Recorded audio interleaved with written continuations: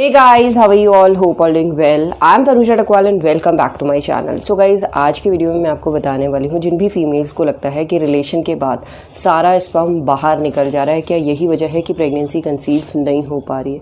काफ़ी फीमेल्स के साथ ऐसा होता होगा बिकॉज गाइज जब फीमेल प्रेगनेंसी कंसीव करने का ट्राई कर रही होती है और प्रेगनेंसी कंसीव करने में दिक्कत आती है तो काफ़ी क्वेश्चन फीमेल के माइंड में घूमते हैं और ये one of the common question है जो फीमेल को लगता है और इस कारण की वजह से भी कई फीमेल को ऐसा लगता है कि उन्हें प्रेगनेंसी कंसीव नहीं हो पा रही। तो इसके पीछे का क्या लॉजिक है, क्या सच्चाई है, क्या वाकई में ऐसा होता है या नहीं होता है, इस कंडीशन में भी फीमेल को प्रेगनेंसी कंसीव हो सकती है। आज की वीडियो में मैं आपको यही बताने वाली हूँ। इसी टॉपिक पे मैं बात करूँगी और साथ में मैं आपको ये भी बताऊँगी अगर आप इस सिचुएशन को फेस कर रहे हैं तो इस सिचुएशन में आपको क्या करना चाहिए, इसका क्या सॉल्यूशन है, किस तरीके से आप अपने प्रेगनेंसी कंसीव करने के चांसेस को नेचुरल तरीके से इंक्रीज कर सकते हैं। आज की वीडियो में हम यही जानेंगे।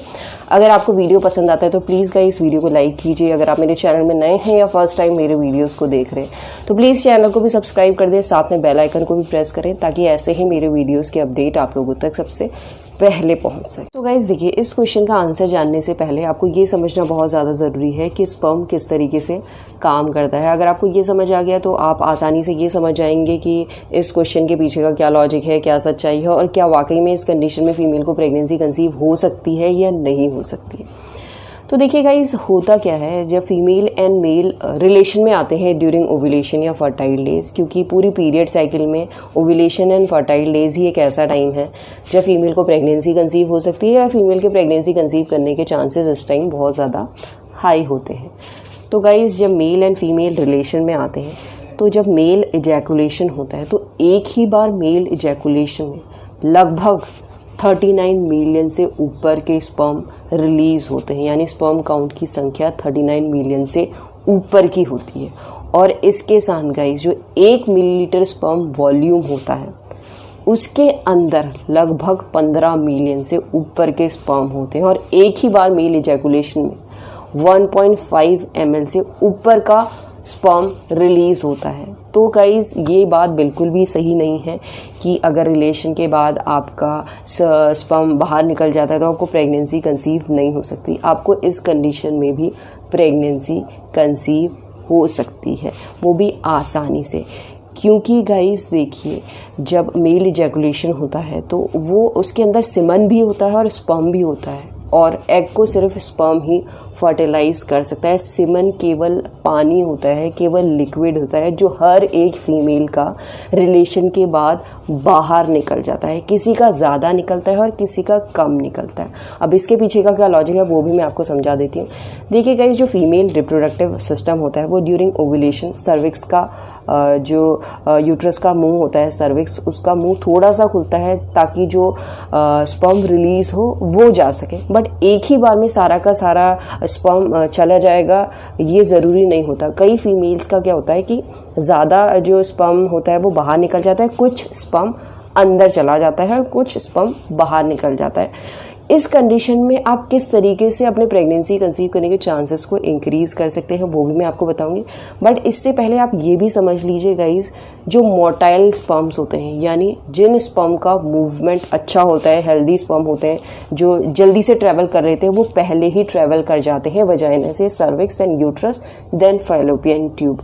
इसीलिए सबसे पहले स्पर्म की मोटिलिटी अच्छा होना बहुत ज़्यादा ज़रूरी है प्रेगनेंसी कंसीव करने के लिए। उसके लिए अगर स्पर्म का मोटिलिटी अच्छा नहीं है या क्वांटिटी अच्छा नहीं है तो उसके लिए मेल को लॉन्ग वाटर या गार्लिक के जो क्लोव्स होते हैं यानी लहसुन की जो कलियां होती हैं उनका इंटेक करना चाहिए। या आप जो लौंग होता है उसका पानी से अपने स्पर्म की मोटिलिटी, स्पर्म की क्वालिटी एंड स्पर्म की क्वांटिटी को इम्प्रूव कर सकते हैं।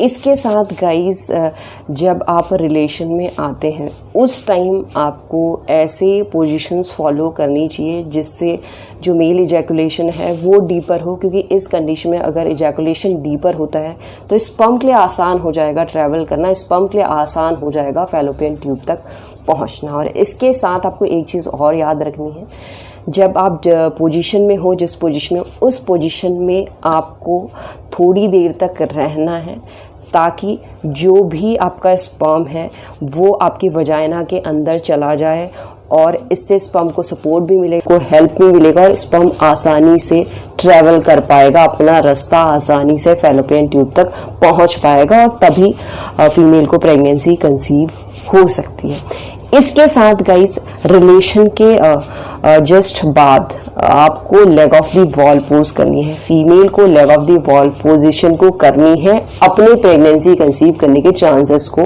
बढ़ाने के लिए, क्योंकि अगर आप रिलेशन के जस्ट बाद उठ जाते हैं, वॉशरूम चल जाते हैं और अपनी वजाइना को वाटर से वॉश कर लेते हैं, तो इस कंडीशन में आप अपनी प्रेगनेंसी कंसीव करने के चांसेस को कम कर देते हैं, क्योंकि स्पर्म के लिए वाटर टॉक्सिक होता है। तो अपने प्रेगनेंसी कंसीव करने के चांसेस को बढ़ाने के लिए आपको रिलेशन के बाद leg of the wall position को करना बहुत ज़्यादा ज़रूरी है। और leg of the wall position को सही तरीके से करना बहुत ज़्यादा ज़रूरी है, क्योंकि काफ़ी females leg of the wall position को रिलेशन के बाद कुछ मिस्टेक कर देती हैं। उस मिस्टेक को ना करें, तभी जाके आपको प्रेगनेंसी कंसीव करने में हेल्प मिलेगी। और leg of the wall position को आपको 1 घंटे तक होल्ड नहीं करना है, आपको ओनली 15 to 20 मिनट्स तक रिलेशन के बाद होल्ड करना है, ताकि जो भी आपका स्पर्म है वो वजाइना के अंदर चला जाए, सर्विक्स के अंदर चला जाए और नेचुरल तरीके से आप अपने प्रेगनेंसी कंसीव करने के चांसेस को भी इस तरीके से इंक्रीज कर सकते हैं। आपको रिलेशन के जस्ट बाद या सडनली यूरिन को भी पास नहीं करना चाहिए। इससे क्या होगा, अब मैं ये नहीं बोल रही हूँ कि आपको प्रेगनेंसी कंसीव नहीं हो सकती, आपको प्रेगनेंसी कंसीव हो सकती है, बट प्रेगनेंसी कंसीव करने के चांसेस कम हो जाते हैं। और जिन फीमेल्स को ऑलरेडी परेशानी हो रही है प्रेगनेंसी कंसीव करने के लिए, तो ये मत कीजिएगा। यूरिन को आप रिलेशन से पहले पास कर लीजिए, ताकि आपको रिलेशन के समय या रिलेशन के बाद इतनी ज्यादा अर्ज ना हो यूरिन पास करने की। इस तरीके से गाइज अगर ये सब चीज़ें करते हैं तो आप अपने प्रेगनेंसी कंसीव करने के चांसेस को इंक्रीज कर सकते हैं। और जिन फीमेल्स को लगता है कि सारा स्पर्म बाहर निकल जाता है, तो यहाँ पे आपको चिंता नहीं करनी है, कोई टेंशन नहीं लेनी है।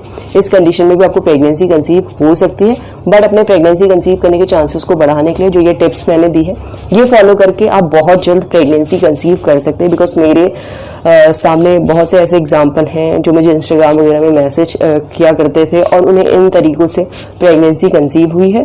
तो आपको भी हो सकती है, बट सही तरीके से इन टिप्स को फॉलो कीजिए। एंड यही आज का वीडियो गाइस, होप करती हूँ इस वीडियो से कुछ हेल्प मिलेगी आपको। And thanks for watching this video. Will see you soon in my next video. Till then bye.